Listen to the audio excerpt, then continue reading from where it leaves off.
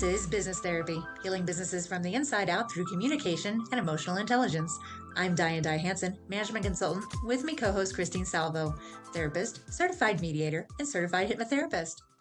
Good morning. Hello, everyone. Good morning, everybody. And today on the show, we have Rachel Salzberg. In these paradigm shifting times of healing and truth, Rachel Salzberg, CEO of Facets Coaching, strives to put humanity back into business, providing guidance that helps create beautiful opportunities around an individual or team's gifts and talents.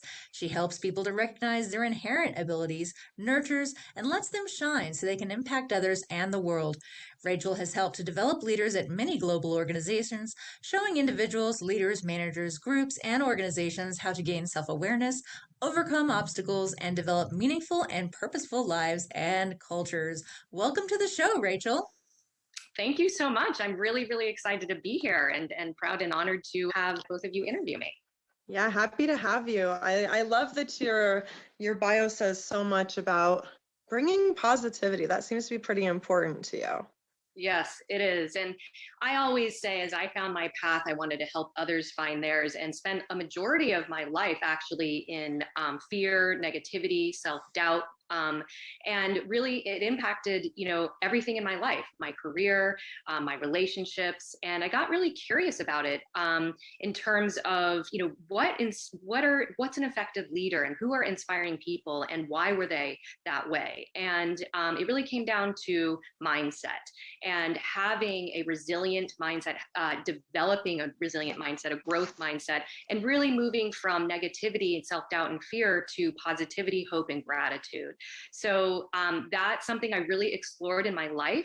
And through kind of probably 20 years of kind of in a corporate environment, really played around with that and developed my own self-confidence and articulated my purpose. And it really came down to, at the end of the day, positivity.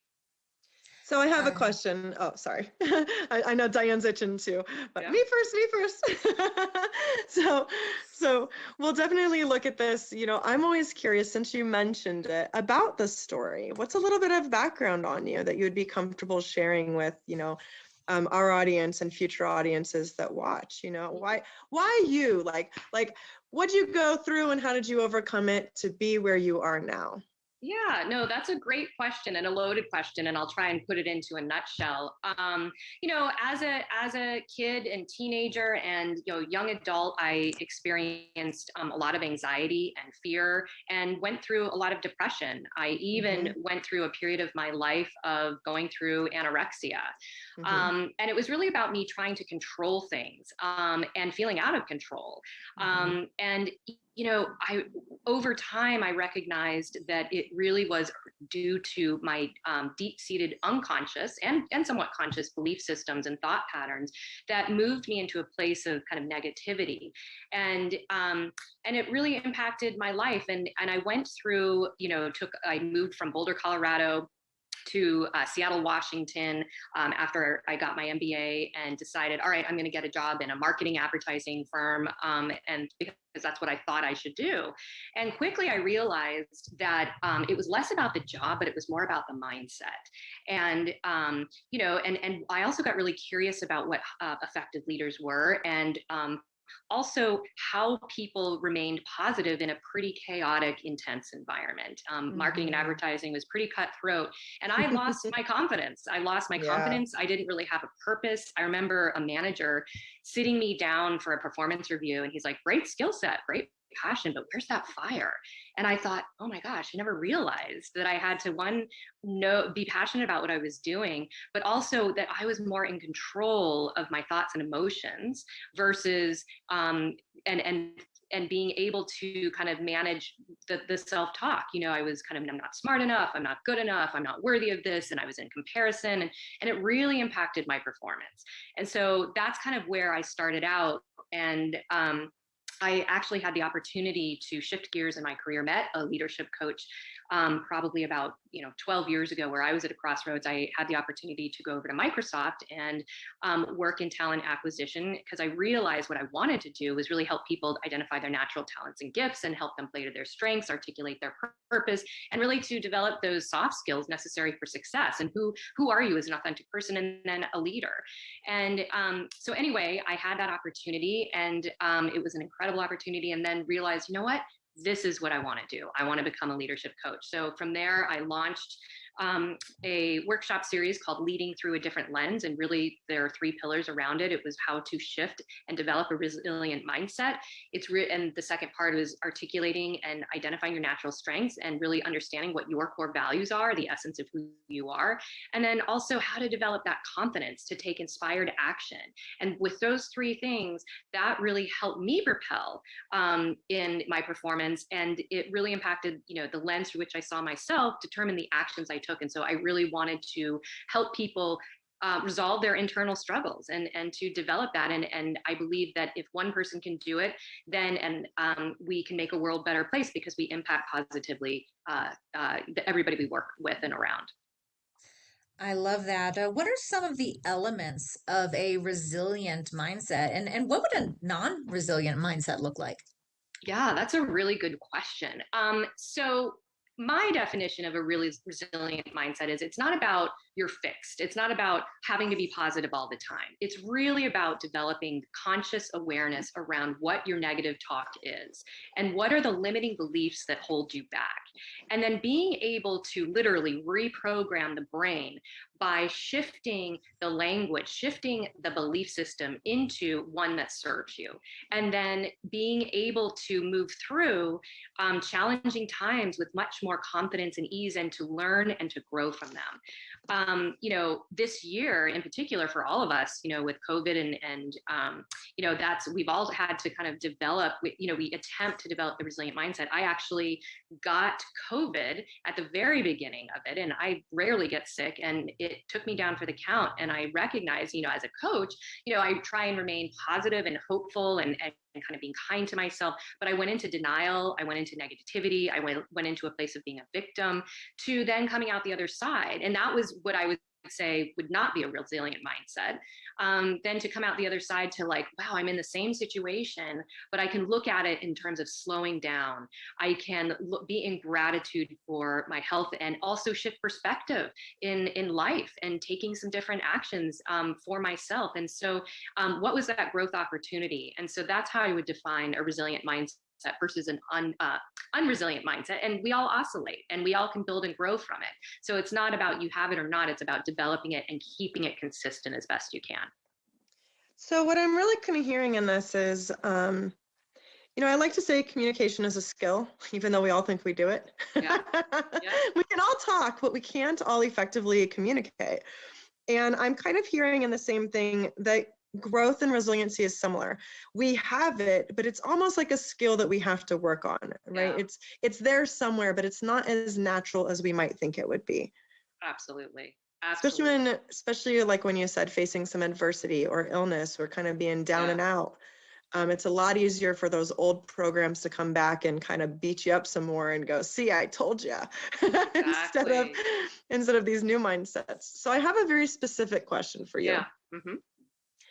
I hear this probably every single day in the world that I operate in. Mm-hmm. And it's people struggling with this idea, I'm not good enough. Mm-hmm. I would love to hear some insight from you on what you have to say about that. Yeah. So I lived in that world, in my own world, for I'm not good enough. I'm not smart enough. I'm not worthy enough. Right? Enough. And so that comparison really kept me in a fear-based mindset. And then with that, it was almost like a self-fulfilling prophecy, right? There was an energy that I was giving off. It was a lack of confidence that I was giving off, that then I'd find evidence to say, see, I'm not good enough, and so it's really interesting. And that's one of the, I think in part of developing self-confidence, it's to be really, really aware of what you're saying to yourself, even unconsciously, that's such deeply ingrained in your programming. And so to really articulate that, slow down, and whenever, and this is, I love this model, I use this model called body, emotion, and language. And meaning that language, the communication piece, whether it's self-talk or how you outwardly communicate, really impacts your body and your emotions. And so being really aware of what you're saying to yourself and how you're communicating to others, and each can be used as an entry point to shift mindset. So as an example, if I'm feeling, or myself or anybody else feels anxiety, fear, negativity, there's a trigger. And generally there's a belief system that is not serving. And so being able to slow down and kind of be aware of, what am I saying to myself? And oftentimes we're so deeply programmed, right, that we have to kind of articulate that on paper, right? And then create a new belief system, although feeling uncomfortable at first, and really imagine yourself. So for me, I imagined when I was relaxed, calm, and confident, I really wanted to be that and wanted to communicate that. I wanted to exude that. I wanted to feel that in my presence. And I imagined myself when I was running, when I'm in nature, when I'm with my dog, when I'm doing one-on-one coaching and group coaching and just in the flow.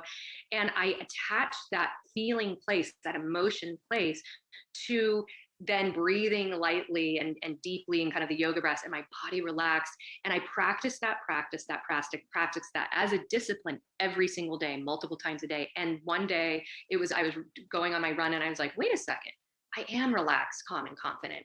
And talk about communication. I was asked to, when I launched my coaching business, to do launch a workshop called Leading Through a Different Lens. I mentioned, and it was in front of and for a group of women executives, the type of personality that I would find myself crumbling under. I'm not good enough. I'm not smart enough. I'm not worthy enough.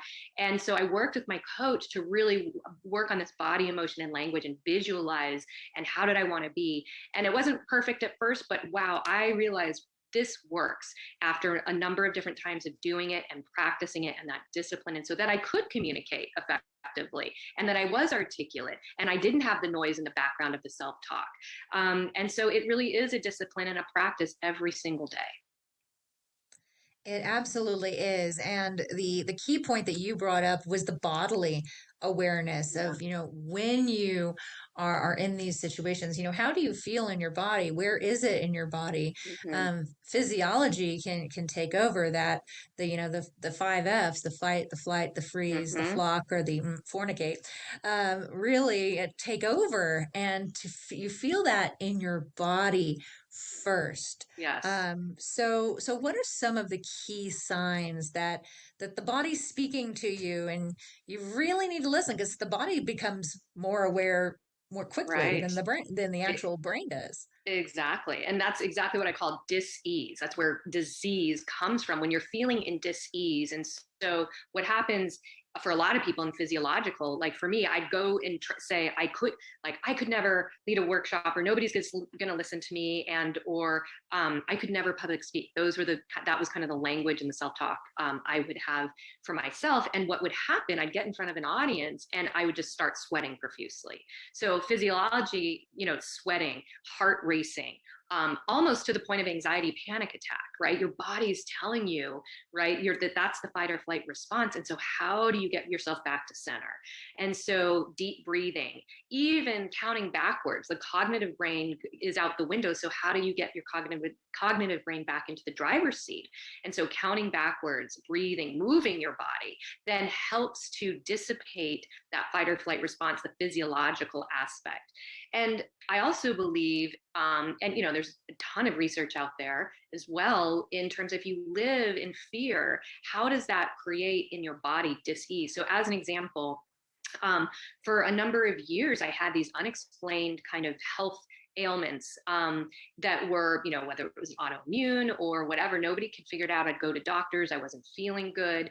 And what I realized, once I started to resolve my fear, once I started to develop that resilient mindset and develop that discipline and practice every day, a lot of those symptoms dissipated. And so I really believe that when you're in this fight or flight response and in a negativity place for an extended period of time, it manifests even more into your body, into terms of literally dis-ease.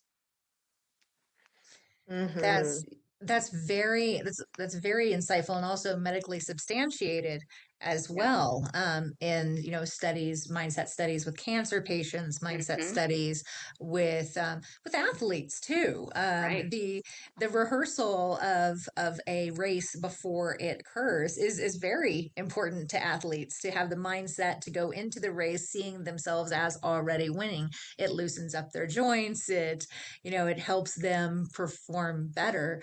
So, what are some strategies that leaders can use to work the three pillars into their organization and culture? Yeah, no, that's a really good question, and a lot of kind of what I help organizations and individuals do through coaching. And so how to practice that resilient mindset, right, and how to develop that. So the first, what I call, in one sense, is hacking the mind. And so really being an observer of yourself, and anytime you're feeling triggered. Anytime one is feeling resentment, guilt, fear, any kind of negative emotion, it's stopping and to identify what is it that I'm thinking in this moment. Write it down, and then kind of identifying, well, how do I want to be, right? How do I want to be, and articulating that, and then visualizing again, kind of back to that body, emotion, and language. Imagine when you are that, right?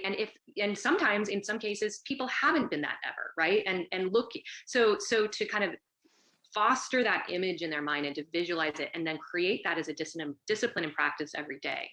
The other part that I also talk about is really quieting the mind, slowing down, creating space and time to be able to do that. Because oftentimes our minds, our self-talk, the ego is just racing with stuff, right, in our heads. And it's hard to stop it. And so developing a discipline and practice, and some people are able to do that more easily. I'm one who really appreciates a guided meditation because my mind tends to race. And so finding an opportunity to quiet the mind at least once a day. It doesn't have to be for long, right? And it's a way to reset, and doing, for whether it's 5 minutes or 15 minutes.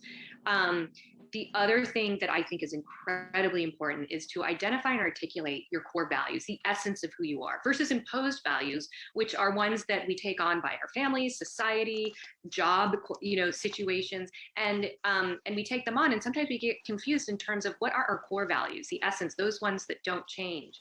And so sometimes they align and sometimes they don't. And so when we understand our values, we're able to set boundaries. We're able to be our authentic selves. We're much more able to articulate our purpose. And so really helping people, asking people, why do you get up every day? What's your North Star?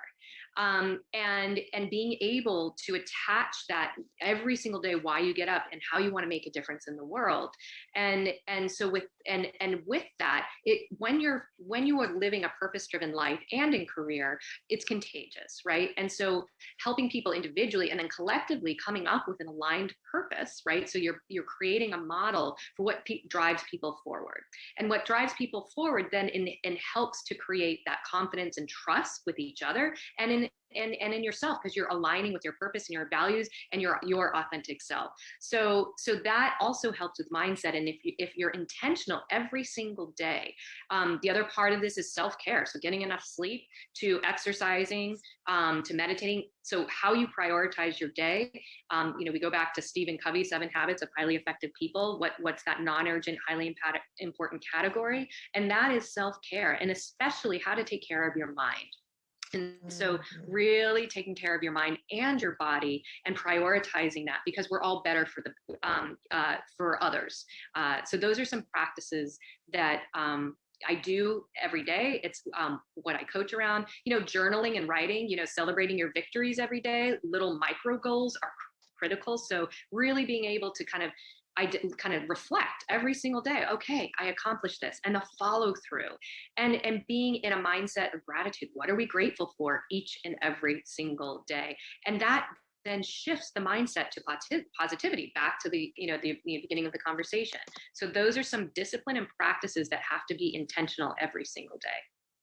So Rachel, how has this changed your life? How long have you been doing these practices? And I'm sure that you've noticed kind of ebb and flow with as with Yes. any practice. Like of Yep. course we can all want to be 100% disciplined, but you take a vacation, you get off Right. track, you come back and it's like, I'm not feeling good, but I don't know why. And then 5 weeks later you're like, I haven't done any of those things I used to do that made me feel good. Yeah. So what can people really expect? Because as you said before, a lot of the fear and anxiety and stuff is really a problem with control. Yeah. I feel out of control of my external environment, so I want to control something internally. Yeah. Something at least on that continuum. And a lot of these things that you're mentioning, they have multiple benefits, but we don't always do them, right? It's almost too easy sometimes. Right. So maybe you can share what this journey has been like for you. And I'm just loving how real you're being of like, hey, I started out in this way and it took some time and here I am now willing to share this. So what can our listeners expect if they start doing this?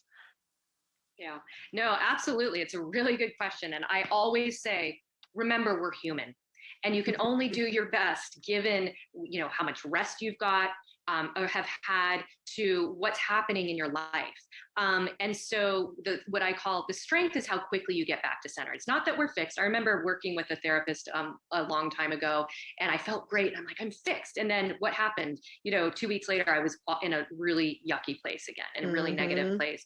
And so, for me, I've definitely ebbed and flowed, but the strength now is that I have found the tools and the discipline and the accountability. So getting an accountability partner, whether it's a coach, whether it's friends, whether it's family, whomever can, your coworkers, who you can model and you can work together. That personal is universal. And to have that compassion and empathy for yourself, give yourself grace, to not be hard on yourself when you revert back, because you will. We do. We're human. I had this experience just this past couple of weeks where suddenly a seemingly simple life in the midst of a pandemic, we chose to buy some land, a lifelong dream. We put an offer on a place to move the state, and we thought, you know what? Let's just try it. Well, it happened. We got it. We were shocked. It was disruption. And suddenly we found ourselves packing up our little condo, all in a matter of last week. And although exciting, it was incredibly stressful. And I found myself like in self-doubt. Why did we do this? Is this the right thing? And then on top of that, my first car accident in my entire life, my partner and I were driving to drop off some boxes and we got into a 5-car pileup on 405 in Seattle, and we walked away and our car was totaled. I cannot believe we walked away. So there was that. And then my partner, his front tooth fell out. He had caps because he got hit by a hockey stick in college. We're eating some pizza. This is the day before this happened. And he's like, oh my God, my tooth fell out. And we're like, this is too much. So we ended up having to get a crazy, a root canal and surgery. And so this was all happening at once. And we were depleted, we were exhausted. And so definitely went into kind of a negative place. What I did and what we realized we needed to do were two things. One, slow down, give ourselves rest. 3, get perspective of why we decided, the larger purpose of why we decided to buy land. It was so that we could be in a place where we could work remotely, we could live out our purpose, we can have some space, grow a garden to, bring people, a community to us. And so we remembered that. So remembering the purpose and kind of remembering that this too shall pass, and that disruption, I saw a quote the other day, it was talked about, in order to move, you've got to disrupt, you've got to get uncomfortable. And so to remember that we will get through this, but it's how we get through this. And it been giving ourselves grace and rest, and, in the midst of a pandemic, especially. So that I reverted back, right? But we're human. And, but the good news is I was able to, in a few days, quickly get back to center, where I was able to kind of rejuvenate, reset, and recalibrate. Yeah, that's such an exciting story. Oh my God. That is, it's that waterfall effect. It's like one thing after another, after another, after another, after another. And to be able to be gentle with yourself and just say, you know what, this too shall pass. Exactly. It was such a kind of pivotal point in my life to remember exactly that. This too shall pass, and that letting go and that surrendering. The other thing I forgot to mention is I listen to a lot of incredible content that helps to shift mindset too. And I just recently listened to a book by David Hawkins called Letting Go and Surrendering. So I really kind of went back to, how do I let go of my fear? How do I surrender to control and what's happening? And I wrote an article on the experience, and just I'm going to publish it this week, because it was so pivotal. It was such an important reminder that we are human, that we, even as coaches, we try to be superhuman, right? But we have to, we are human, and we have to kind of reset ourselves and be very intentional and set those boundaries for ourselves. Yeah, it's really important to have that level of self boundary setting, as you said, and gentleness with yourself, and the self understanding. And I love that you gave the reference for the book by David Hawkins, and listeners definitely check out that resource. Surrendering and letting go is a huge skill. So, what are some of your tips for being able to achieve that? Yeah, no, that's a really good question. So one of the things I want to be really clear on here is that it's important to feel the emotion of fear, negativity, panic, and to, rather than suppress it, right? Because when we suppress it, it gets worse. And so it's really about feeling the emotion, going through the emotion, allowing yourself time to feel the emotion, a quiet space, and articulating what are the qualities. I feel alone, I feel stuck, I feel panicked, I feel overwhelmed, and to really feel that. And then what happens, and I practiced this this week, was that the fear and the worry and the exhaustion from that fear and worry dissipated to come out the other side. So I surrendered that fear. I let go of that fear by feeling it and letting it move through me, versus suppressing it and denying it and distracting myself around it. Because as human beings, we don't like to feel bad, right? But we have to process in order to get to the other side. And that's how we can do it more quickly. Thank you so much for adding that, because I get a little, I start holding my breath when it's like, no, we can't do the toxic positivity thing. That has to be a byproduct of doing our work, but we can't skip the work to just go to that.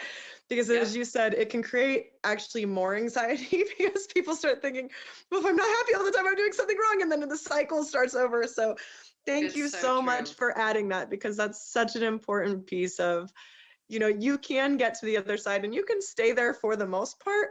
But when stuff just kind of is handed to you like you're weak, hey, it's not every day is a good day, and that's okay. But we can make the best of it in hindsight, right? We can find the value later. Absolutely. And it's exactly how I define positivity. It's not about being positive all the time. It's about creating positive intention and self-awareness so that you can get to the other side. And that means moving through your emotions versus denying and suppressing them. Beautiful, beautiful, beautiful. So Rachel, for our listeners that want to know more, where can they find you? Yeah, they can find me at Facets Coaching, like facets, like a stone, unique facets, facetscoaching.com. How do you spell that? FACETS coaching.com. And they can also find me. I launched recently, actually, kind of pivotal point through COVID and this year, a podcast series called The ReSoul Revolution. And so on my website, or if you Google The ReSoul Revolution, it's on your favorite podcast platform, Apple, Spotify, etc. So they can find me there, which is about helping people develop a resilient mindset and helping people to give people a platform and a voice for people to inspire others. Wonderful. ReSoul is like the beginning of spelling resilience, RESIL. ReSoul, like resoling a shoe. So playing off ReSoul, ReSoul, ReSoul Revolution, the ReSoul Revolution. Wonderful. That's well, really thank cool. you so much for being on the show, Rachel. It's an absolute pleasure having you. Thank you. I've been so honored to be here, and it's been fun talking to both of you, and I really appreciate all the wonderful questions. Yay. This has been Business Therapy, healing businesses from the inside out through communication and emotional intelligence. I'm Diana Hansen, management consultant.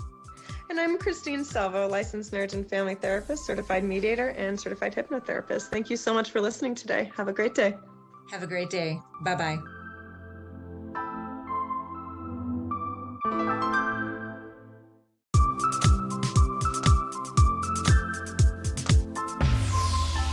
This is Business Therapy, healing businesses from the inside out through communication and emotional intelligence. I'm Diane Hansen, management consultant, with me co-host Christine Salvo, therapist, certified mediator, and certified hypnotherapist. Good morning. Hello, everyone.